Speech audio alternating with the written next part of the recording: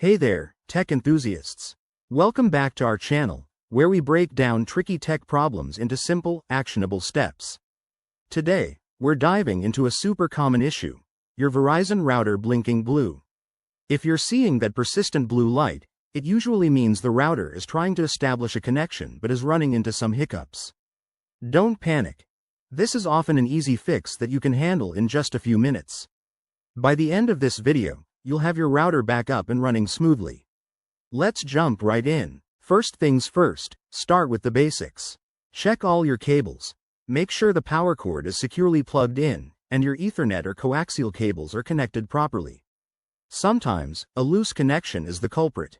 If everything looks good, try restarting your router. Unplug it from the power source, wait about 30 seconds, and then plug it back in.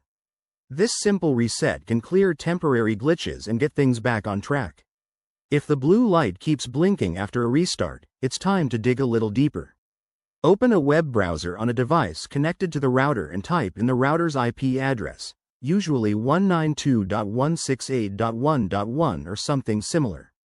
Log in with your admin credentials. If you haven't changed them, it's often admin for both username and password. Once you're in, head to the settings menu and check for any available firmware updates. Updating the firmware can fix bugs and improve connectivity, so install any updates you find and restart the router again. Still no luck? It might be a signal issue. Ensure your router is placed in an open area, away from walls or electronic devices that could interfere with the signal. If you're using a Verizon Fios network, verify that your ONT, optical network terminal, is powered on and connected properly. As a last resort, you may need to reset the router to its factory settings. Look for a small reset button on the back of the device. Press and hold it for about 10 to 15 seconds until the lights flash. Keep in mind, this will erase any custom settings, so you'll have to reconfigure everything afterward. There you have it. These steps should resolve the blinking blue light on your Verizon router. If you're still having trouble, reach out to Verizon support. They're usually pretty helpful.